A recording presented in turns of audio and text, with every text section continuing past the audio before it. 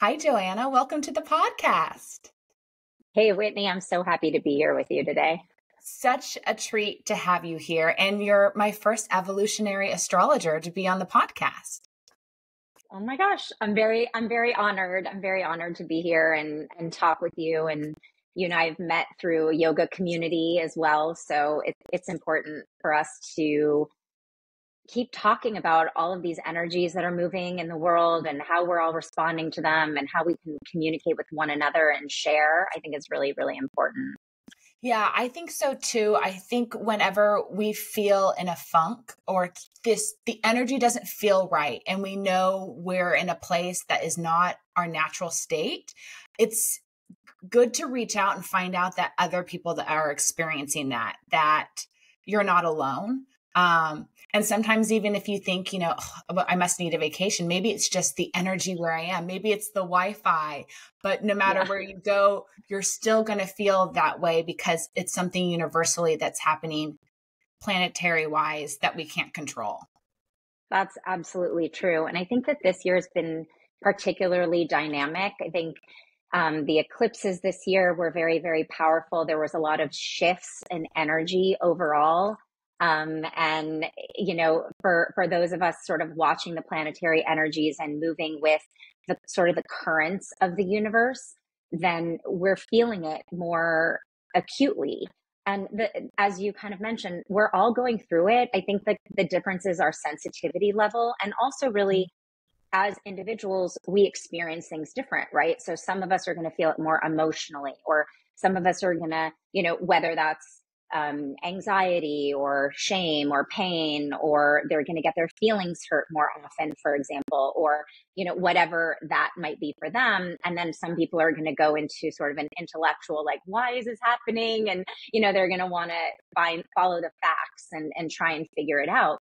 And I think that a lot of people might also just be rolling with the energy and just not really understand why things are tense. And so, for those of us that are following the planets and following the energy through astrology or any other system, like I know human design also sort of moves throughout these transitions as well. A lot of people are really involved with that and learning more and more. Which is like I'm kind of fascinated by it. It's not obviously my primary entry place. But in terms of the astrology, so this year we had sort of a major shift where the planet Pluto, which is or a dwarf planet. I don't know how people are classifying Pluto these days, but it is a very impactful, slow moving planetary energy that moves throughout our universe. And it takes a long time. It's quite impactful.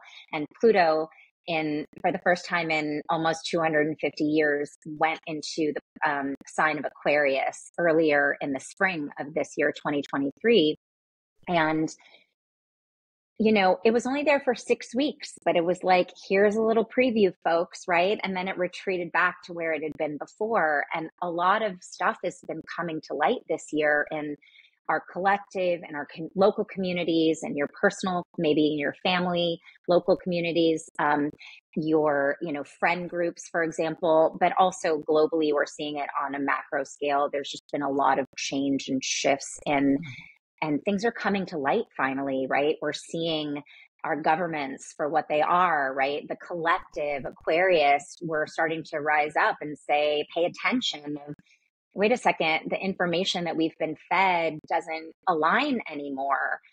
And so we're just now beginning to sort of deal with that. And so Pluto in 2024 will come back into Aquarius and stay even longer. And then just a short hop back into the sign of Capricorn, right? Where we're going to kind of wrap up, hopefully, a lot of these energies of our systems of government or, the way things have been. And then we really in 2025 are moving this energy forward into Aquarius. But it's interesting. We're still just at the very beginning of this. We don't know how it's going to turn out. And I think that's part of why there's so much uncertainty in the collective right now. And it's part of the fear of like, what's next? Because we truly don't know. We're forging this path, all of us together as individuals in our small groups, like our family groups or our friend groups or the associations that we belong to or the yoga communities or whatever that might be for you. And then out and growing into our city and our county and our state and our, country. And then of course the collective of the world. So it is a very fascinating time to be alive. And the story is, it's being written every day as we speak. Thank you for that reminder. So over the past few weeks, I've just been decluttering. It's the end of the year. I want to make space for new energy to come into my life in 2024. And one of the ways I like to do that is just to clear paperwork, just clear stuff. And I found tons of my old spiritual journals where I talked with my astrologer, Lavendar, who's the woman who coined the term starseed, who's the one that found those planetary alignments, all kind of bringing people with the same purpose to the planet at this time. And in those notes, I found, at the end of the day, Whitney, your sole purpose is just to be here for the changing of the guards. It's a changing of the guards. And we don't know what that's going to look like. It's probably not going to be pretty. But that's what you're here to witness and hold space for. And so that was interesting confirmation that you just shared, that there's a big changing of the guards going on with everyone's governments, with the way, life works on this planet. And it can seem just overwhelming and exhausting and scary, but at the same time, it's what we signed up for. So it can't be that 100%. No, you're absolutely right. We came here at this time to experience this change, this transformation. And it is very interesting. I've been, again, having so many conversations with people. I think it's really out there in the collective, this energy and this shift. And again, you as a sensitive person are understanding this and also really honing in on what your own path is, right? What your own destiny path. And I was talking with a friend, and it's a very important confirmation. There's so much going on in the world, and there's a lot of people raising their voices and saying things that we don't, from my perspective, do you really mean that? Right?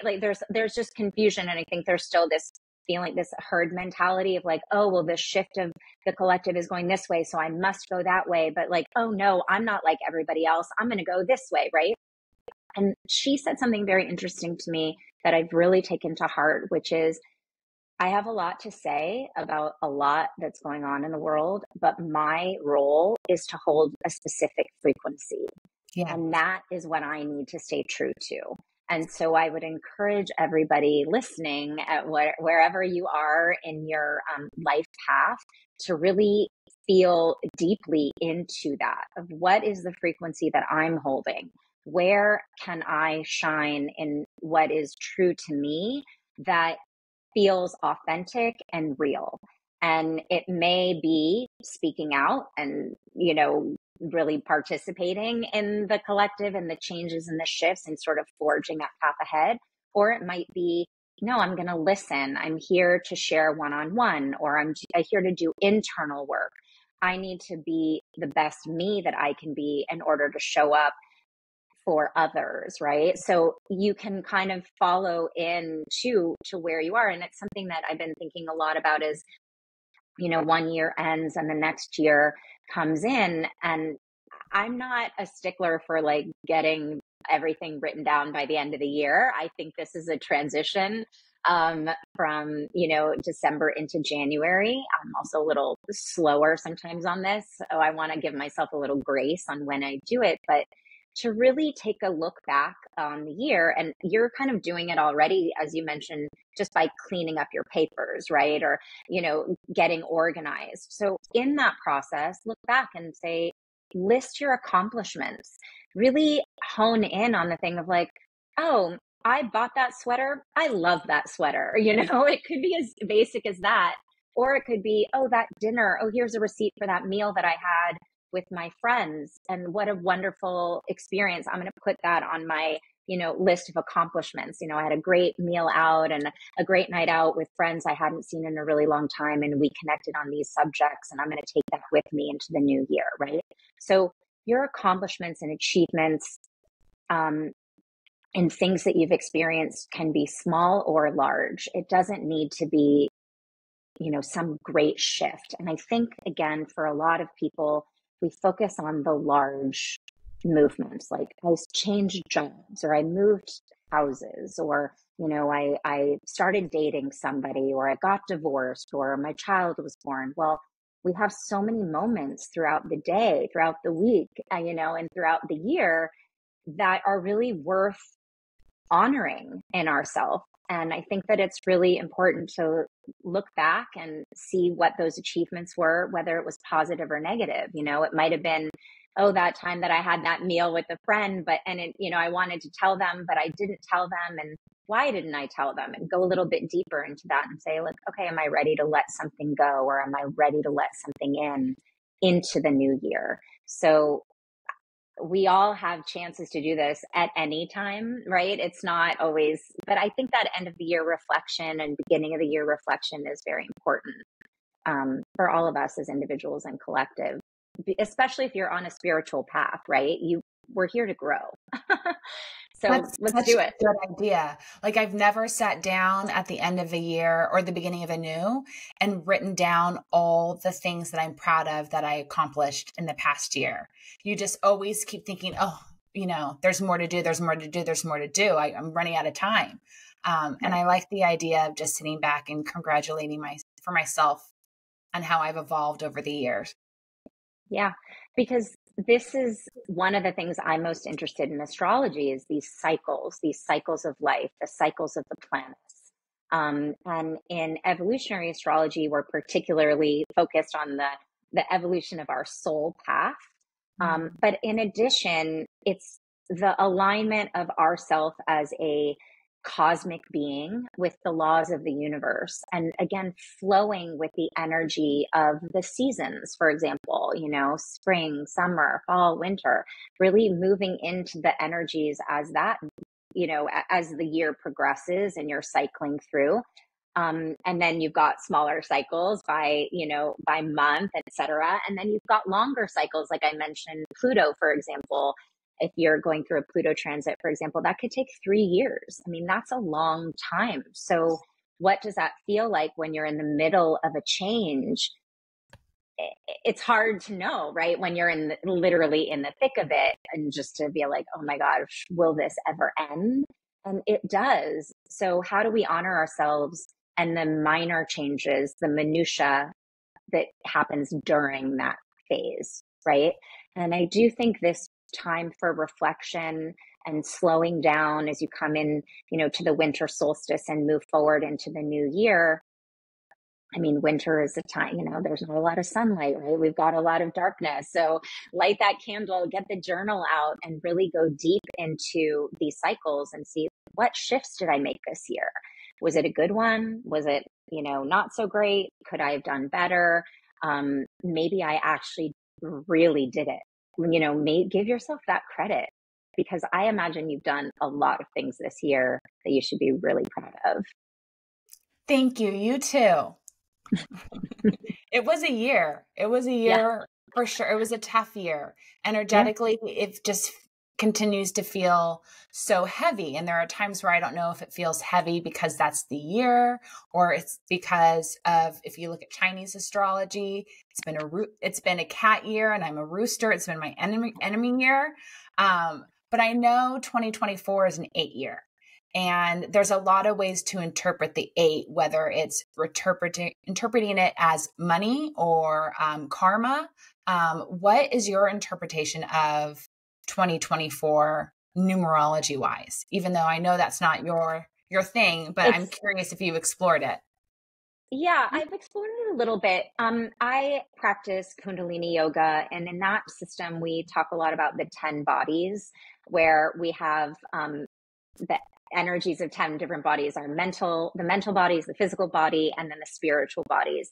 And the 8 represents the pranic body, and prana is our life force. So this is very, very potent. 8 is, as the symbol of infinity. In many systems, it's a number of, great prosperity. And in the practice that I do, again, it represents this deep energy of the being that drives us and gets us through, right? And so the stronger our life force, hopefully, the more accelerated we can be, and more expansive that we can be. And the 8 is also ruled by Mercury. So one of the things that's happening too is things are really going to start to speed up. And I do think that in this past year, 2023, it was a lot. It was like speed up and then slow down, and then speed up and slow down. And it's like, what's happening over here? Oh, there's a war. Oh, then it's kind of over maybe a little bit. Oh, there's something else that we are supposed to pay attention to. And like, oh, what's happening over here? Right. And it's been a little disjointed and been hard to determine where we should put our energy, because we've kind of been building. But in an 8-year ruled by the planet Mercury, we're just going to start speeding through.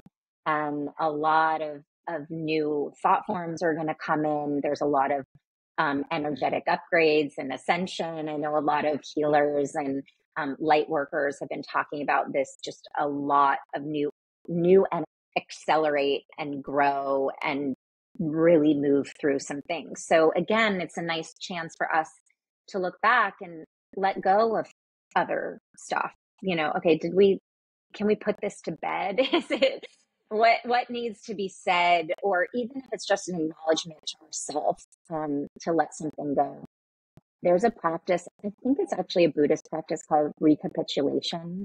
And a dear friend and mentor sort of brought this up many years ago to me, where it's like, you can have a conversation with yourself where you go through an experience and you can rewrite it, or have the conversation that you wanted to have, or relive an experience but change the details so the outcome is to your advantage. And your subconscious mind does not know the difference between reality and non-reality. So let's rewire ourselves to get the results that we want, and put ourselves in the frame of mind where we can be ready for the full speed ahead energy of the 8-year. Because we're still going to have eclipses. We're still going to have energetic, shifts, and the planets are going to continue to move. So it's really about how we align with that, whether that's in the fullness of our being, or if there's resistance. One of the things that people will say to me sometimes in my astrology practice is, well, is this a good thing or a bad thing? And energy is neutral. So this is up to us, how we want to approach it, how we want to experience it and live it, and use that pranic force, that life force, to maneuver through time and space. So what do you like to do, since next year it sounds like it's really going to be all about nourishing our life force energy in order to use the energy to expand in ways that we want to learn and grow and be? What are the things you like to do to nourish your prana? I love to exercise. So I am a daily practitioner of yoga and meditation every single day. That's non-negotiable. Now, this could be as simple as 3 minutes a day. I'm wondering, probably most of your listeners have done yoga at some point. So even something as basic as cat-cow, just 3 minutes a day of cat-cow to get the energy moving and get the breath flowing through the system and the blood moving. So physical practice is very, very important to have a base. So that's just the beginning of it, right? And then, I love to be outdoors. I live on the West Coast, so it's sunny most of the time. I'm very, very lucky for that. So exercise is a non-negotiable, and I like to do a variety of things. That's part of it. Another really, again, is journaling, sort of checking in with myself energetically. What do I need today? Do I need more sleep?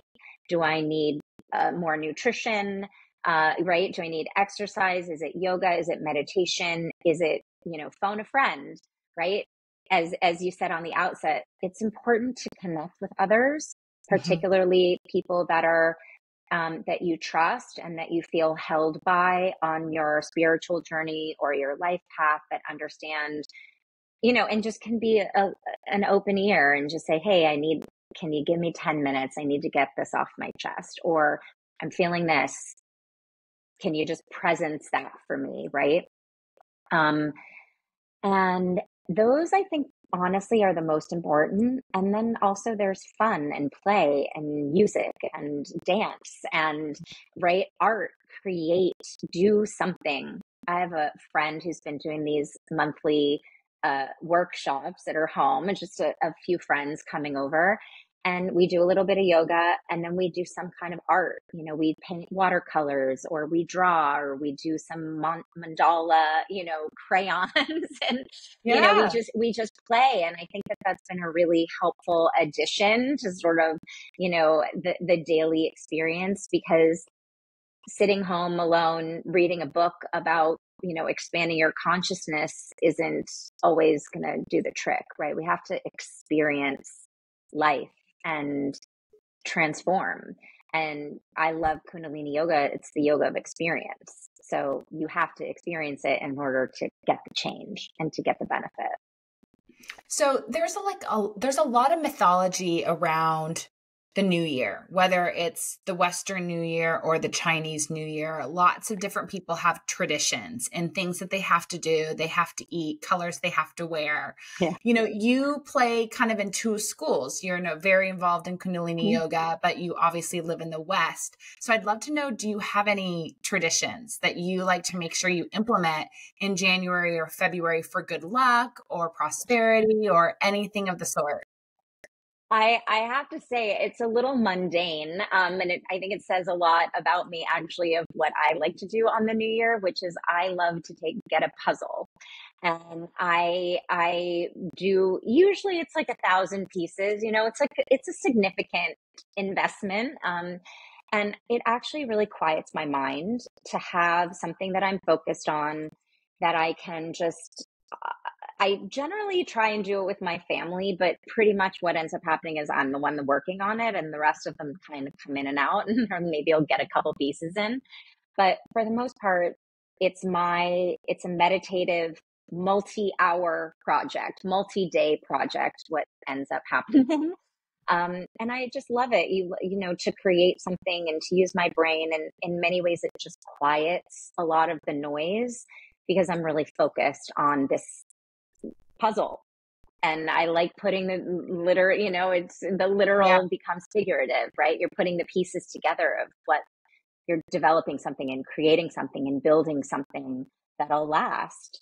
And usually, we keep it out for way longer than it should be out, but sometime around March, usually I put it back in the box and, back Wow. into the closet. So yeah, I love doing a puzzle on New Year's. I find it really helps me move into the new energy.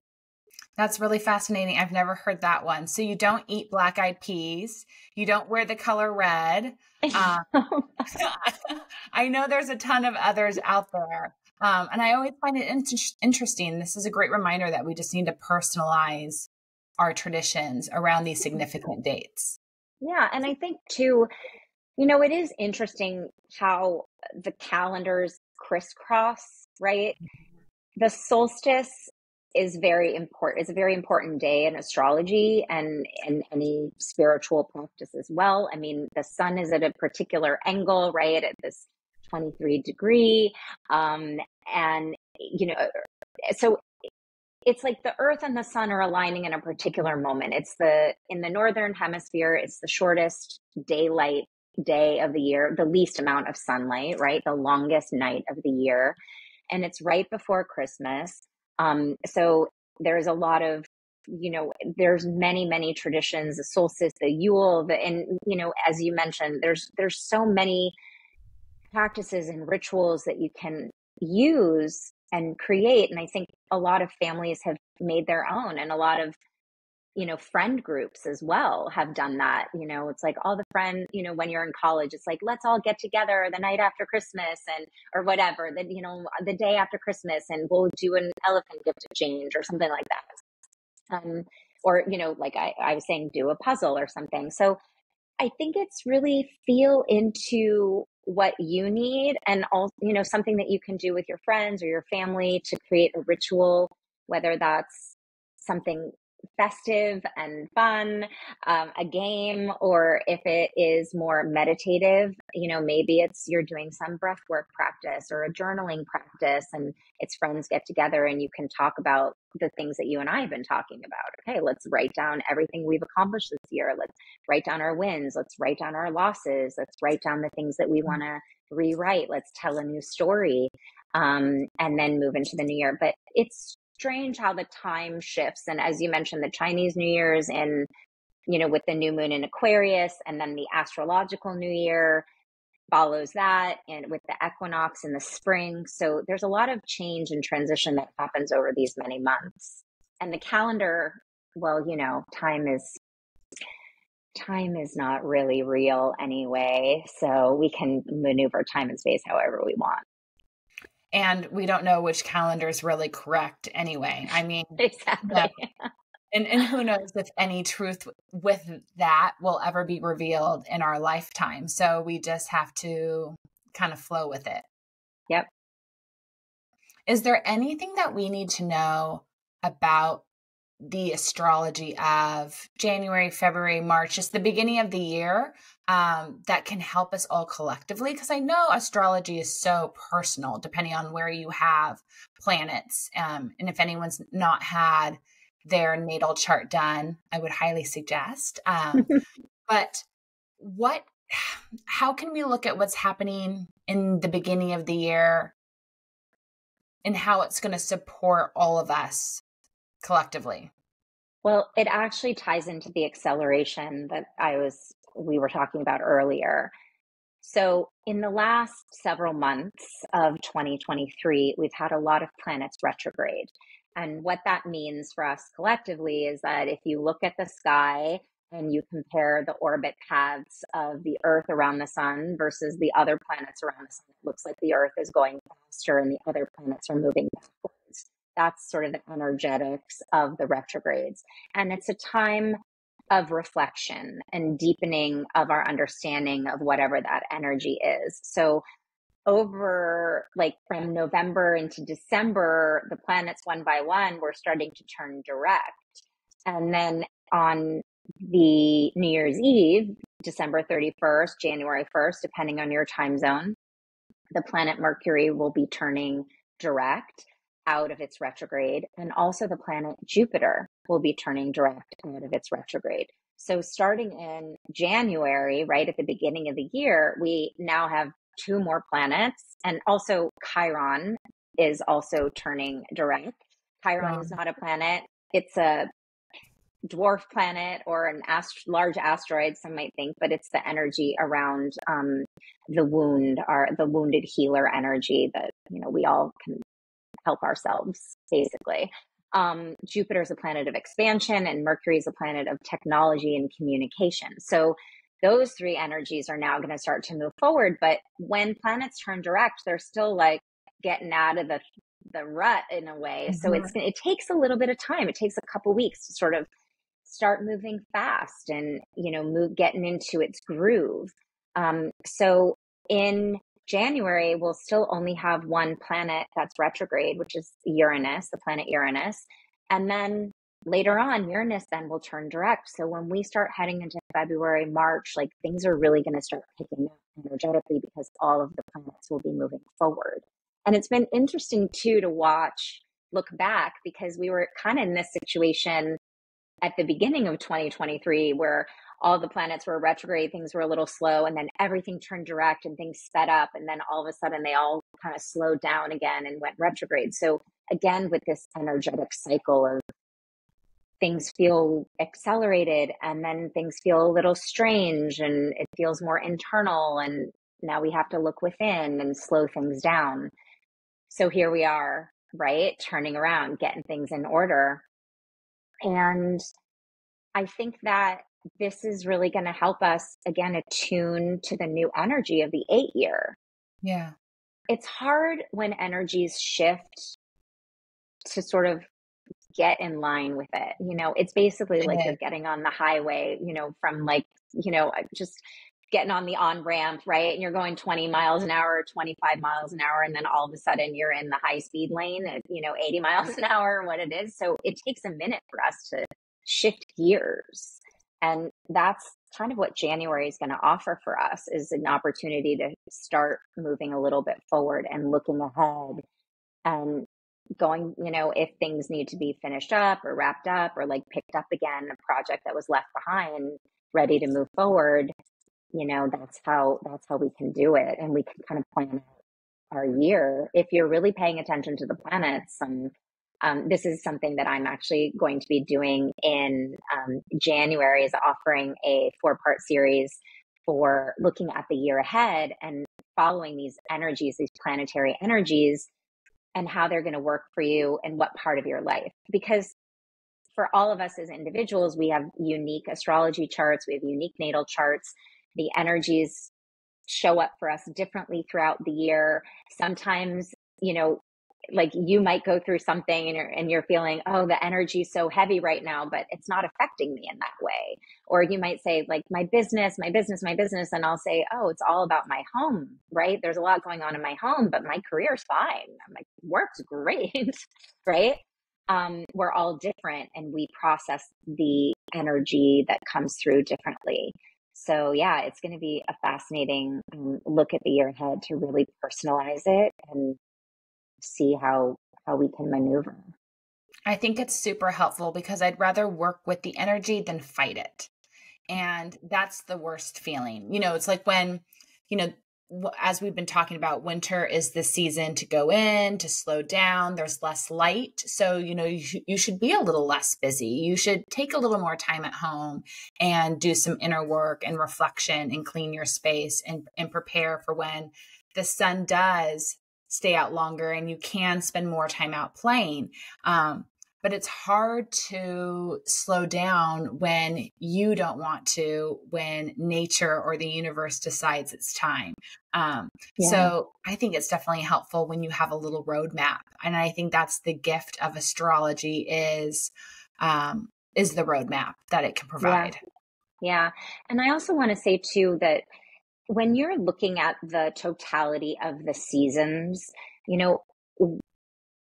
winter is the time where a lot of seeds actually are planted because they start to sprout in the spring, right?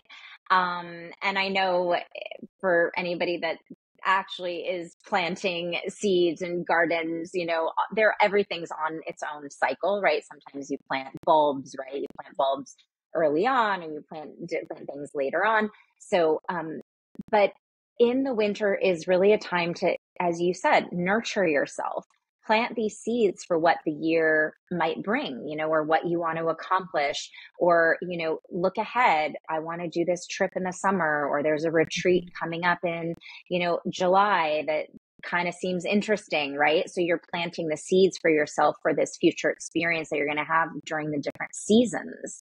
And it's also another beautiful way to approach the year ahead.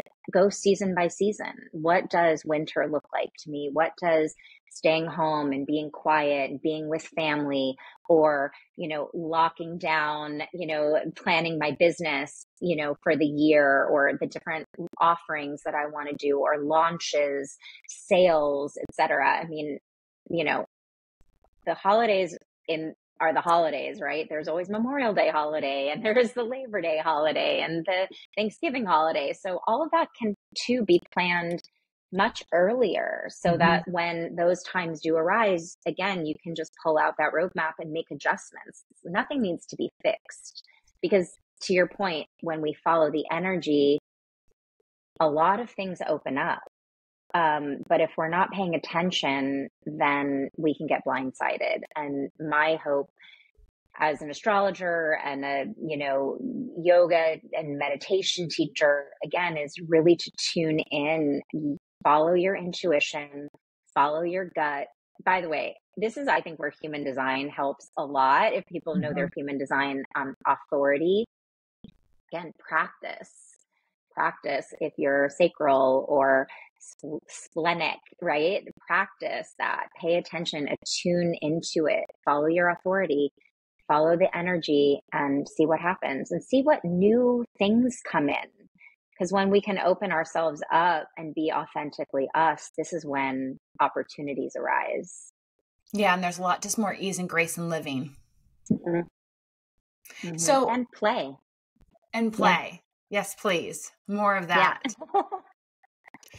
So, when should somebody who hasn't necessarily gotten their natal chart read, should they be getting that read for their birthday? Should be getting that read for the new year? Is there a particular time that you suggest for someone who hasn't gotten it done before, or maybe it's just been a while?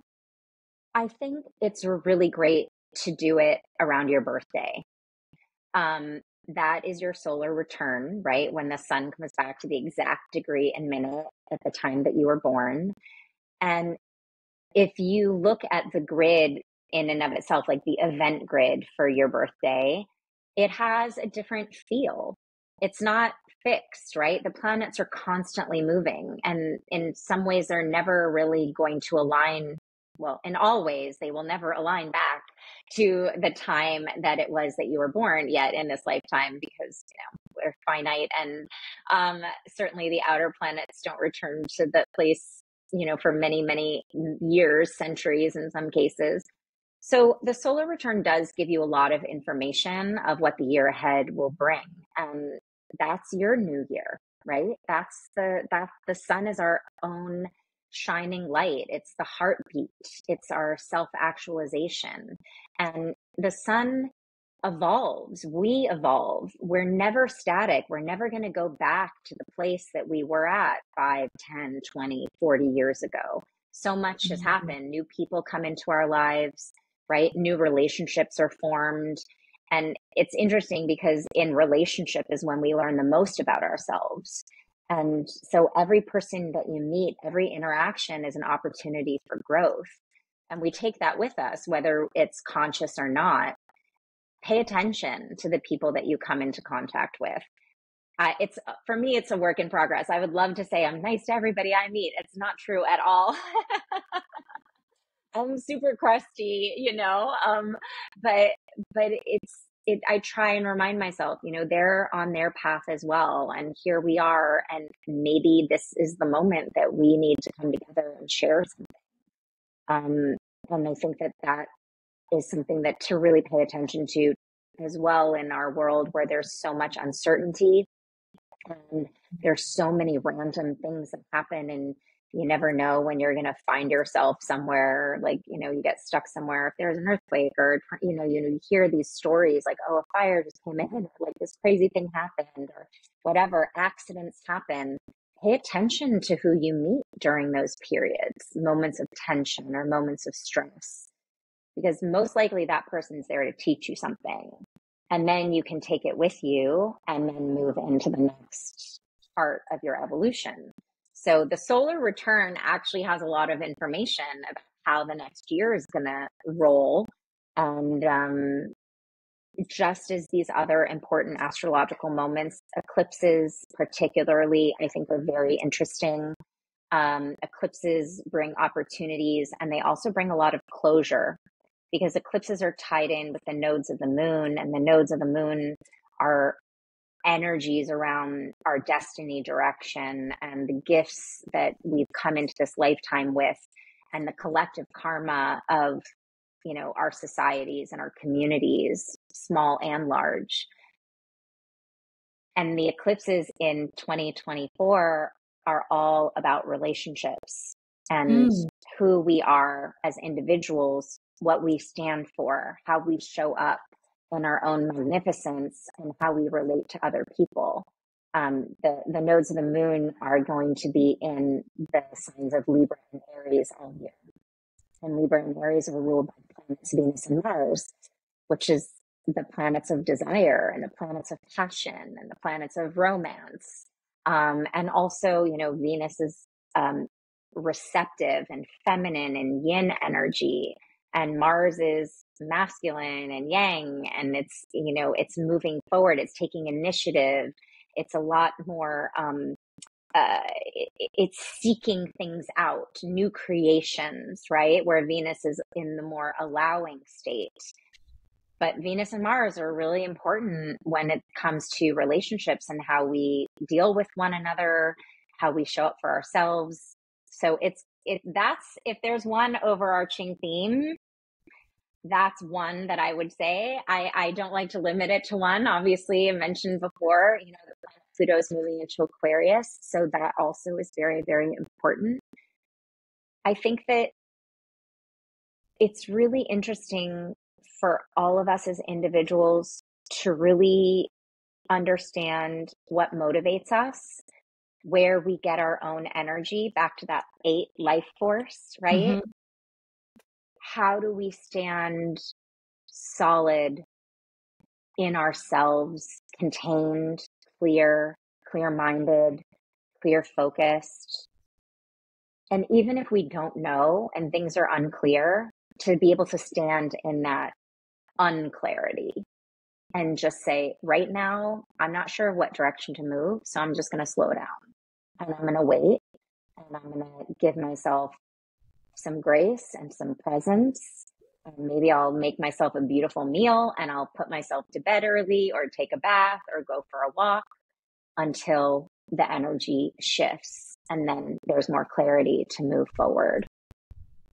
I liked that you shared some themes for 2024 because I think it helps in putting together your goals for the year. And so for me, you gave me good confirmation of some of the big and small goals I have in mind for the life that I want to be living in 2024.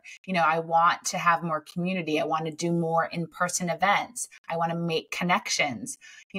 That is something I really am calling in. And that's something that's going to naturally be in the air now in 2024. So there's so much more ease and grace in that coming together.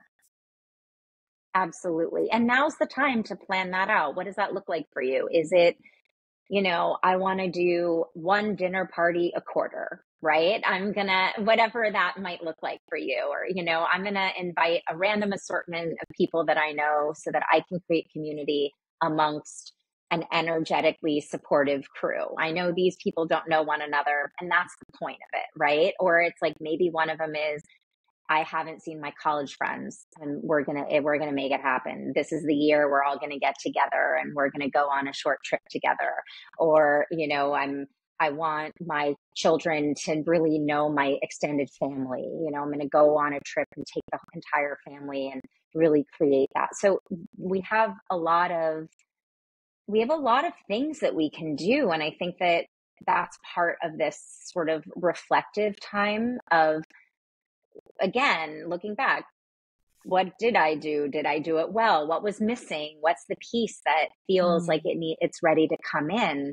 And if we can, again, show up for ourselves and really do the things that are important to us, other people will show up too, because we're all one, right? We all have the same desires that each other. We all, want to love and be loved. We want to be seen. We want to be heard. We want to be held. And if you're listening to this conversation, we want to grow. And that certainly for me has always been a major theme: growth. And sometimes growth is ugly and it's painful and it's, a lot of crying. And that too is so beautiful to just be there and that presence. And whether it's just like grieving for something or allowing emotions to show up, because this is, again, how we can be seen with our friends, right? And our colleagues and our family, and the community. Nobody has it all figured out. So allow that, right? We can learn so much from one another.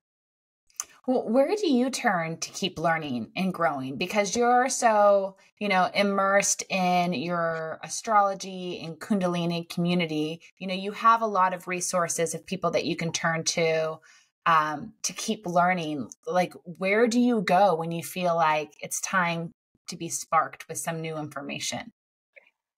This is a great question. I read a lot. I also listen to a lot of podcasts. And so I'll just find something that seems like a theme that I'm interested in, or, a host such as you, right, who is having interesting conversations with different people. So again, you can sort of follow a thread in the direction that you're feeling. And it doesn't always, it's not like you have to beat yourself up over it, or, some people really immerse themselves into a topic. And I'm a manifesting generator, so I like a little bit of everything.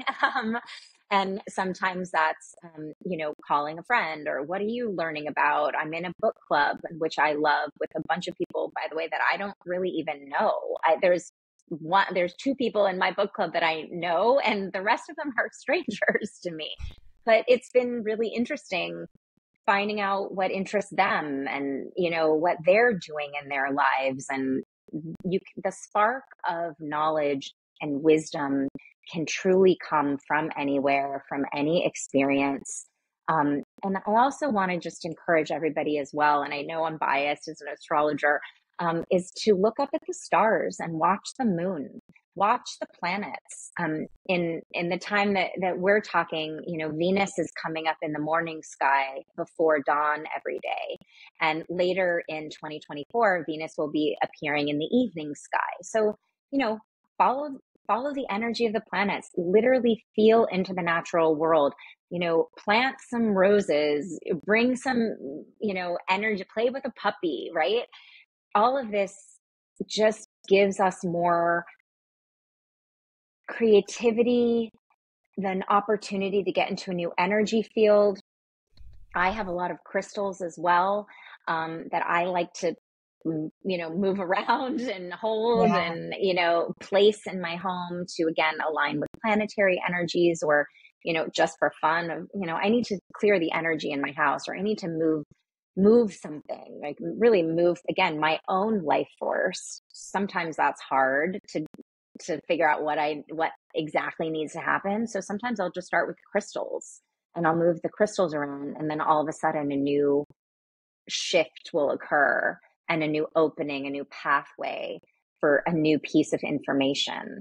I also am a big believer in continuing education.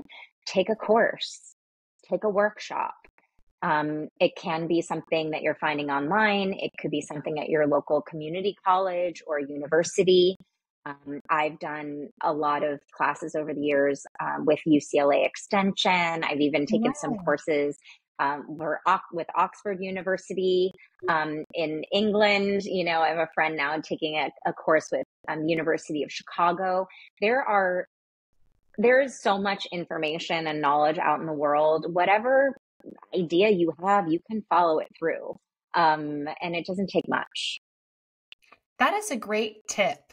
Such a great reminder. Are there any books that you can share for anyone listening that's curious about astrology or spiritual practices that you've enjoyed reading recently? Oh my gosh, that's a huge question. I love that question. I'm constantly reading astrology books. I'm reading one right now on Saturn that's extremely Mhm. fascinating. I'm very interested in the planet Saturn. Um, it's by Liz Green, and I am really enjoying that. I also have a stack of books, by Osho, that I'm about to wade Mm, through. There's a very cool. wonderful astrology book called Cosmos and Psyche, about outer planetary cycles, which are really involved in shifts of our consciousness and longer term, shifts in the collective, right? Like, part of it is this age of Aquarius that's starting to come in, and a real shift from the age of Pisces to the age of Aquarius. And these are thousands of year cycles, right? It's not like one day we wake up and we're in the new age, right? It takes hundreds of years to Yeah. transition into these new eras.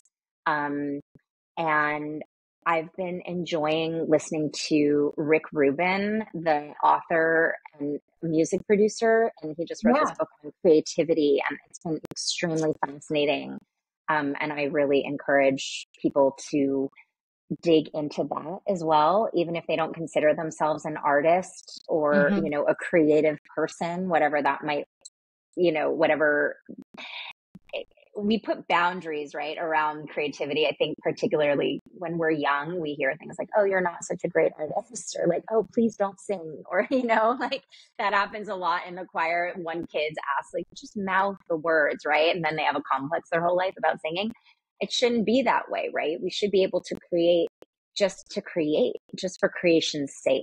And I think that to delve into that mind stream, thought stream, and experience is really important for all of us as well. I think Rick Rubin is a great person for people to just watch or explore if you want to work on self-worth, because I think he is like the perfect example of valuing his self-worth. It's fascinating. Everything I've heard him say and talk about, it's like, yeah, you're right. Like your point of view has value. And he helps you kind of reevaluate everything. Yeah. And he's also very interesting too, in that sort of idea that I've been talking about of following the energy, because whenever I've heard him talk about his story and how he began, he started producing music in his college dorm room. So it's not like, it doesn't seem like he set out with some grand master plan to be this amazing music producer who's going to change the face of music and work with artists across genres, et cetera, et cetera. He was simply following his passion and following the energy. And I think that, again, is something that I try to do every day. So use that as an example. Follow wherever the energy is taking you. And another thing that I think is one of these sort of laws of the universe that I really ascribe to is how you do one thing is how you do everything. So do the thing you're doing well, whatever it is. If it's, writing a report for your work, or, buying gifts for your family, or, cleaning up, or as you're saying, like organizing your home, or, going on a long road trip and, doing something, whatever it is, do it well. Because then you do it well in one area, then all of a sudden everything else falls in line and becomes easier and less resistant. And I've really taken that to heart over the years, and I think it's really good concept to kind of keep in mind. Do you use an app to track the planetary cycles that you check daily, or are you more following the energy with how you feel and kind of the larger shifts you see going on planetary wise? Generally, I pay attention mostly to the longer term cycles rather than where's the moon right now kind of paying attention. It moves very fast, by the way. The moon moves very fast. I know a lot of people really are tracking the moon. Okay, the moon's here, the moon's there. And today that you and I are talking, it's a new moon actually. So the moon is in Sagittarius. And we're talking about knowledge and consciousness and energy, which is perfect encapsulation of what that is all about. But I do use time passages to track the planets. It's very clear, basic, straightforward, which I love. I also use the Lila app for evolutionary astrology, Lila. It's a new app that's just come out in the last couple of years. And I think that is very dynamic and gives you a lot of information. And it's also a lot of fun. And I also like the Chani app because I'll get a little like daily and, a little horoscope each day. But in terms of looking at planets, I like time passages because I like to see and literally visualize the graphic of the zodiac. I like to see it. I'm very visual. Some people like to hear about the planets and they'll just, listen to somebody talk about archetypes or general energy threads that are happening in the zeitgeist. But I personally like to see it, which is also why I like to go out at night and look at the moon. Where is the moon? Oh, it's over to the left. It's in the west. It's over. It's moving through the sky, and it gives me a sense of where I am in the field and in the cosmic flow.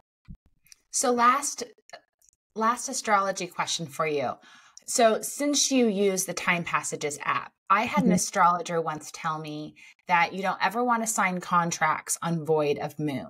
So when it's void of moon, which, happens like every 3 days, you don't sign contracts or any major deal. You just wait until the next day. Have you heard that before?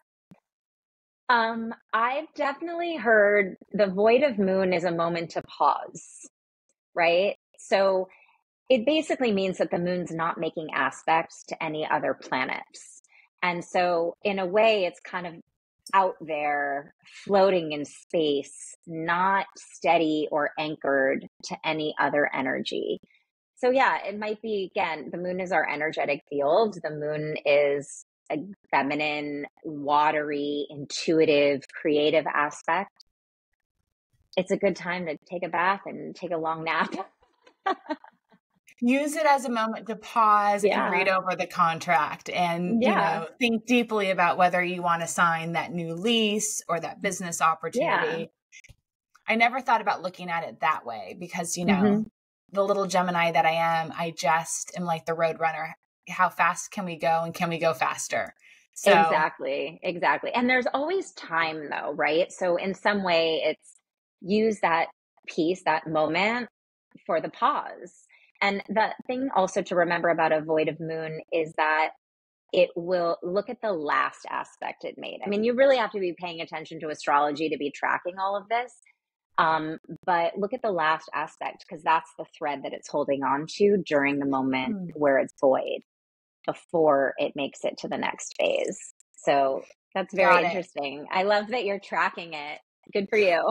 Well, I've had that app for a long time Mhm. Yeah. because Lavender had told me years ago, like, don't sign any big deals when it's void of moon. So I used to Hmm. check it frequently. I don't as often as I used to, but I Yeah. thought, I have an expert with me. Let me revisit Yeah. my notes and see like what just another person from another astrology school has to say about it. And Hmm. that's a good reminder that I needed to hear that there's power in pause. Like there's nothing wrong with pausing for a moment.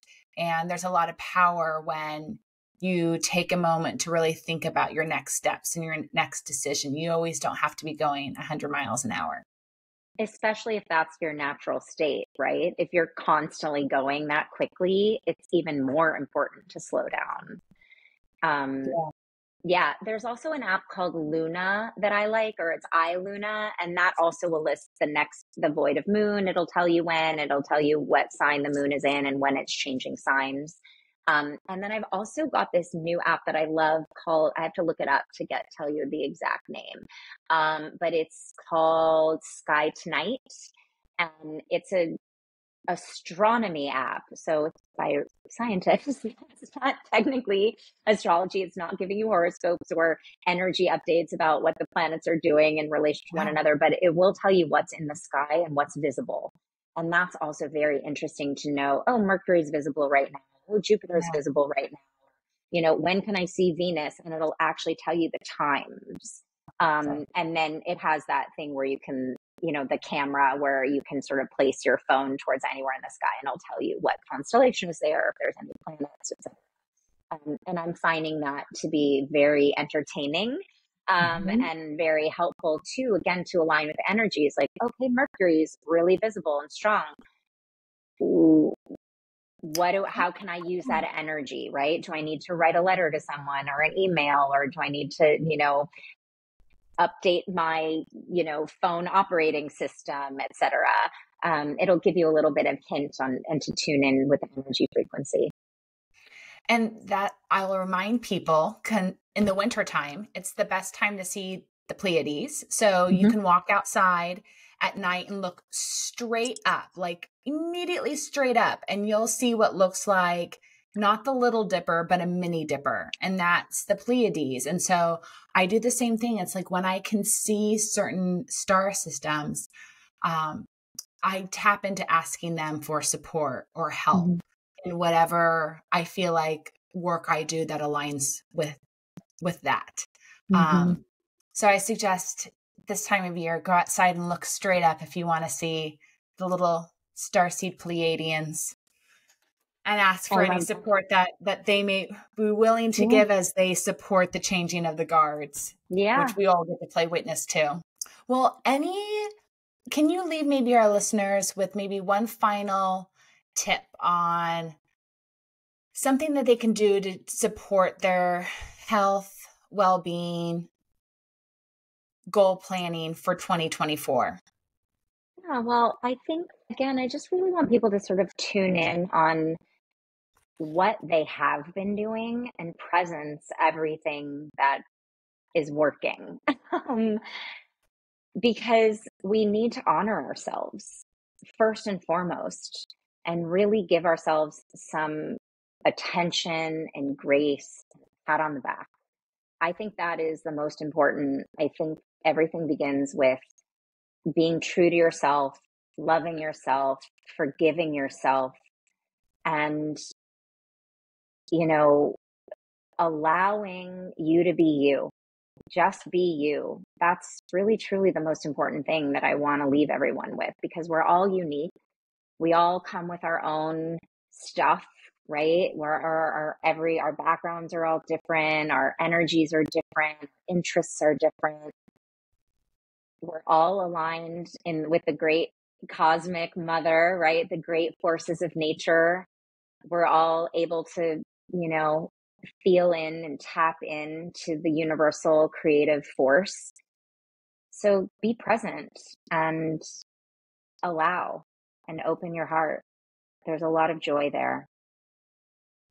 And where can people connect with you and keep learning from you after this episode? So my website is called twinfawnsastrology.com, and I'll be posting, new courses throughout the year and different things that are going to be coming up in 2024. I'm really excited about. And also you can find me on Instagram, which is at Joanna__Pitt. So please feel free to reach out, email, DM. I love talking with people. I love chatting about where they are on their path, on their journey. I give private astrology readings. And also, I've been teaching a lot more as well. So if you're interested in learning more about astrology and any of the themes that you and I have talked about today, then please feel free to reach out. And as you mentioned as well, I'm very involved in the yoga and meditation space too. So that is very much part of my work and my path, my destiny path. And I really encourage people to do some kind of practice for themselves. It doesn't need to be mine, but whatever works for you, whether it's a breath practice or some kind of healing or somatic therapy or dance, yoga. Really feel into that. There's a lot of opportunities out there and a lot of amazing teachers. So do your best.